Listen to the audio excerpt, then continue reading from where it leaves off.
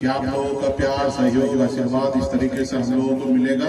हम सनातन धर्म में जन्म लिए, हम देवी देवता को सबको पूजा पाठ हम लोग करते आ रहे हैं। नोरमा ग्रुप, जो सोचता है वो करता है। आपके अपने सपनों का आशियाना।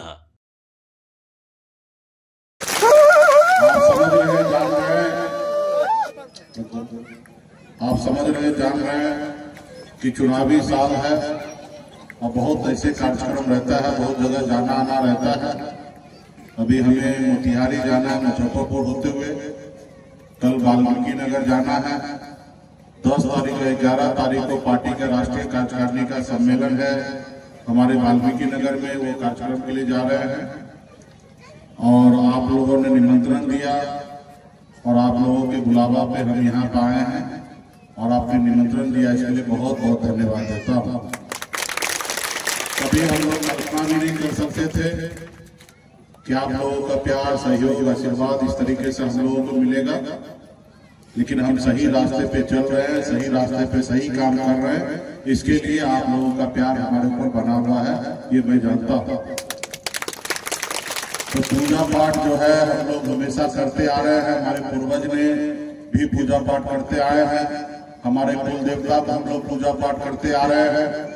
हम सनातन धर्म में जन्म लिए, हम देवी देवता को सबको पूजा पाठ हम लोग करते आ रहे हैं। और पूजा पाठ हम इसलिए करते हैं कि हमारे हर समस्या दूर हो जाए, हमारे घर में खुशियां आए, हमारे घर से सारी तकलीफ दूर हो जाए। इसलिए हम पूजा पाठ उस पास हम लोग रखते हैं। तो ये सब हम लोगों को करते रहना है। लेकिन इसमें एक चीज और बहुत ज्यादा जो जरूरी है, भगवान भी कहते हैं कि कर्म करो फिर फल मिलेगा, बगैर कर्म किए हुए कोई भी फल नहीं मिलेगा। तो हम इंसान इस संसार में आए हैं, तो आपको पैर दिया भगवान, हाथ दिया है, सोचने के लिए दिमाग दिया है, तो उसको हम लोगों को इस्तेमाल करना है। आप घर बैठे रहिएगा और कहिएगा कि आपकी तकलीफ दूर हो जाए, तो ऐसा नहीं है। आपको अपनी तकलीफ को दूर करना है, तो आप अपने पड़ोसी को देखिए कि उसका तकलीफ कैसे दूर हुआ। जैसे उसका तकलीफ दूर हुआ वैसे आपका भी तकलीफ दूर हो सकता है। जैसे वो अपने तकलीफ को दूर किया वैसे आपको अपने तकलीफ को दूर करना पड़ेगा। इस संसार में सब एक ही तरीके से जन्म लिए हैं, सब अपने माँ के कोख से ही जन्म लिए हैं। लेकिन संसार में कोई बहुत पैसे वाला है, बहुत पढ़े लिखे लोग हैं और आप पीछे रह जाते हैं। क्यों? क्योंकि आप पढ़ाई लिखाई नहीं करते हैं।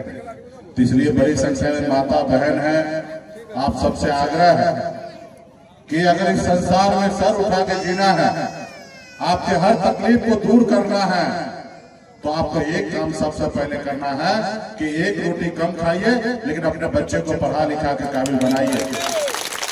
जब तक हमारा समाज, जब तक आपके परिवार शिक्षित नहीं होंगे, तब तक वो आगे बढ़ेंगे नहीं। इसलिए उसको शिक्षित बनाइए, और जब शिक्षित हो जाएंगे तो उनका अपना अधिकार पता होगा, और फिर अपना अधिकार पता होगा तो उसके लिए वो संघर्ष करेंगे, और जब संघर्ष करेंगे तो वो अधिकार उनको प्राप्त हो जाएगा। अपने अधिकार के लिए लड़ाई लड़ेंगे। जब बच्चा पढ़ा लिखा होगा तो उनको पता होगा कि क्या काम अच्छा है, क्या काम बुरा है। जो काम बुरा होगा वो काम नहीं करेंगे, और जो काम अच्छा होगा वही करेंगे। जब वो पढ़े लिखे समझदार होंगे तो 10 रुपया कमाएंगे तो 8 रुपया खर्च करके 2 रुपया बचा लेंगे। अगर वही पढ़े लिखे लोग नहीं होंगे तो 10 रुपया कमाएंगे और 10 का 10 उड़ा देंगे, और वो कहीं ना कहीं आगे वाले पीढ़ी के लिए कुछ नहीं छोड़ेंगे। इसके लिए आप तकलीफ में रहेंगे। इसलिए सबसे ज्यादा जरूरी है पढ़ाई लिखाई। हम भी एक गरीब घर में ही जन्म लिए, मछुआरा परिवार में जन्म लिए। पिताजी दादाजी सब मछली मारते थे, लेकिन माता पिता ने हमको पढ़ाया लिखाया। और जब सूझबूझ हुआ तो गांव से निकलकर बॉम्बे जैसे शहर गए, वहां मेहनत मजदूरी करके बॉम्बे में हमने कामयाबी का झंडा गाड़ दिया। एक बेहतर जिंदगी जीने लगे, ऐसे और आपकी जिंदगी जीते थे। बड़े महंगे गाड़ी में घूमते थे, बड़े बंगले में रहते थे, सब बेहतर जिंदगी जी रहे थे। लेकिन ऊपर वाले ने हमें समझदारी दिया। हमने सोचा जब इतना आगे हम निकल चुके हैं, लेकिन हमारे लोग अभी भी बहुत पीछे हैं। लोग चांद पे घर बनाने के लिए सोच रहा है, लेकिन इस धरती पर हमारे लोगों के लिए रहने के लिए घर नहीं है। और फिर बम्बई का घर छोड़कर, परिवार को छोड़कर, बच्चे को छोड़कर आपके बीच में पिछले 10 सालों से मैं लड़ाई लड़ रहा हूँ अपने अधिकार के लिए। और आज बिहार में देखिए, जब आप और हम लड़ाई लड़ रहे हैं, जब आपने हमें अपना भाई, आपने अपना बेटा, आपने हमें अपना नाना नेता माना, तो आज बिहार में आज हम लोगों से डरने लगा और घबराने लगा, और भी देश के प्रधानमंत्री।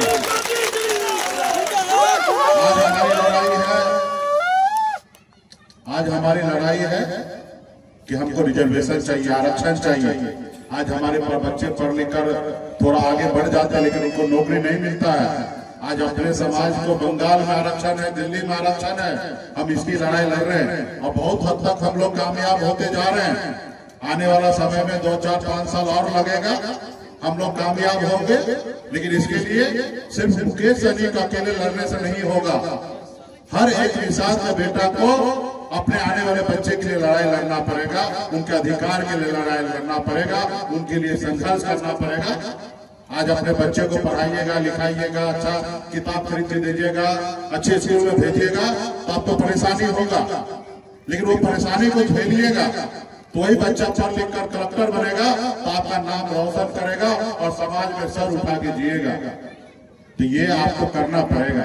और जब एक पीढ़ी हो जाएगा, एक पीढ़ी आपके आगे निकल जाएंगे, तो दूसरा पीढ़ी को फिर मुड़ के कभी देखना नहीं पड़ेगा। एक बार गरीबी से अमीरी की ओर चले जाइएगा तो फिर लौट के पीछे नहीं देखना पड़ेगा। तो जब तक आप संघर्ष से बाहर नहीं निकलिएगा तो ये ऐसा रहे, व्यवस्था रहेगा।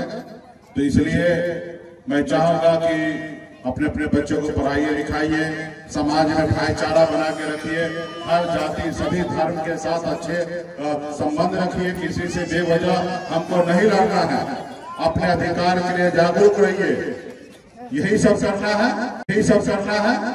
क्योंकि आप अगर जागरूक नहीं होते तो आपका अधिकार दूसरे लोग लूट लेता है, और जब दूसरे लोग लूट लेता, आप लोग नहीं समझदार होते तो दूसरे लोग लूट लेता है।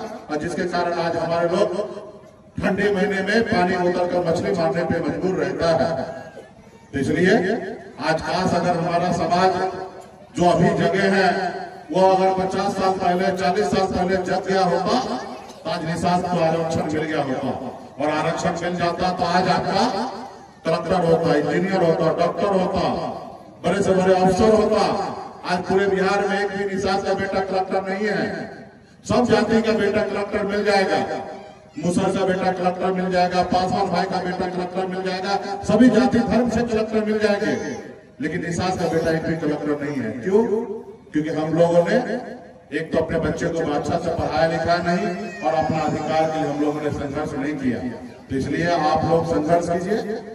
आज हम लोग लड़ाई लड़ रहे हैं, आप लोग हमें साथ दीजिए। कल तक हमारे लोग एक टिकट मांगने के लिए पूरी जिंदगी बिता देता था, लेकिन आज हम लोग टिकट मांगते नहीं है, टिकट बांटते हैं। ये पहचान हमने बनाया है। जब मजबूती से मैं आज काम कर रहा हूँ तो हमको खत्म करने के लिए तरह तरह के हमारे जो दुश्मन है वो बाधाएं डालती है। वो हमारे अभी आपने देखा 4 विधायक बनाया, आप लोगों ने मेहनत किया और 4 विधायकों को भाजपा वाले ले लिया। आपने हमें मेहनत करके आपने हमको नेता बनाया, बिहार में हम मंत्री बने और आपके लिए काम कर रहे थे। आज हमको क्या किया? मंत्री से हटाकर हमको सरकार से बाहर कर दिया। वो सरकार हमारा था। अगर हम समर्थन नहीं देते तो नीतीश कुमार बिहार का मुख्यमंत्री नहीं बनते। हमने बिहार में मुख्यमंत्री नीतीश कुमार को बनाया और आप लोगों के दम पे बनाया, और उसके बाद उसी सरकार से हमको बाहर कर दिया। क्योंकि वो देखता है कि एक मछुआरा का बेटा तेज तरार है, इसको रोको। अगर नहीं रोकोगे तो ये अपना अधिकार लेके रहेगा। उसको आप हमसे तकलीफ नहीं है, उनको आपसे तकलीफ है। आप अपने पैर पे खड़ा ना हो जाए, इसलिए वो आपके साथ इस तरीके से कर रहा है। तो खैर, हम रुकने वाला नहीं है, हम झुकने वाला नहीं है, हम डरने वाले नहीं है, और मजबूती से हम लड़ाई लड़ेंगे। और आने वाला समय में जो व्यवस्था है उसको हम लोग बदलेंगे।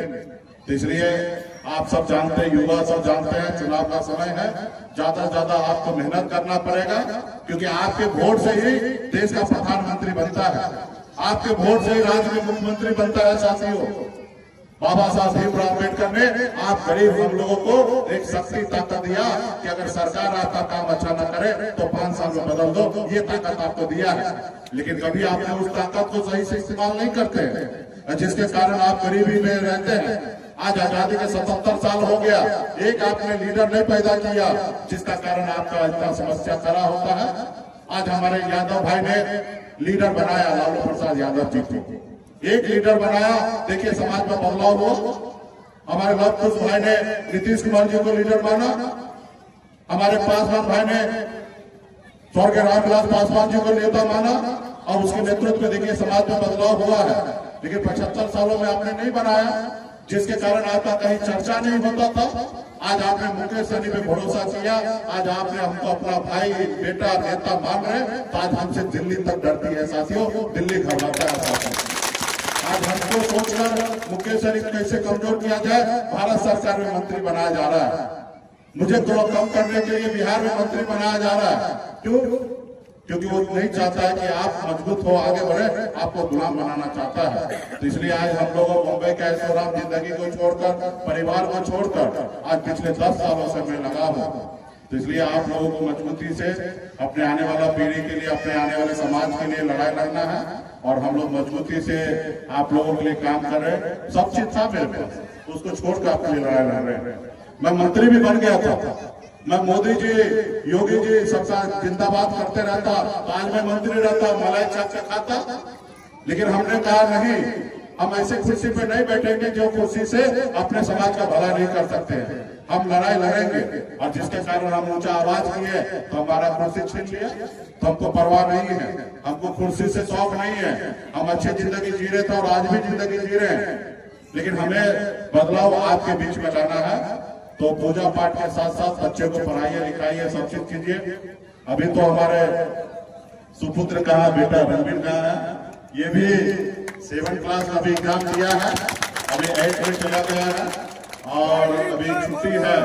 जिनको भी हम लोग ट्रेनिंग देने के लिए लाए हैं, क्योंकि राष्ट्रीय कार्यकारिणी का सम्मेलन है, तो हम लोग लेके जा रहे हैं इनको भी, अभी से ट्रेन कर रहे हैं कि समाज सेवा क्या होना चाहिए। अभी तो खैर ये 10 साल अभी इनको और समय लगेगा, पढ़ाई लिखाई करेगा, उसके बाद आप लोगों के बीच में आएंगे। लेकिन अभी से हम इन लोगों को सीख देने के लिए ला रहे हैं, सीखेंगे, समझेंगे, हर चीज सिखाना पड़ेगा बच्चे को। तो आज सीखेंगे, देखेंगे कि पापा कितना मेहनत कर रहे हैं, कितना संघर्ष कर रहे हैं, कहाँ कहाँ जा रहे हैं। तो आने वाला समय में इनको भी लगेगा कि काम करेंगे। तो निश्चित तौर पे जैसे हम सोचते हैं वैसे आपको भी सोचना अपने बच्चे के लिए।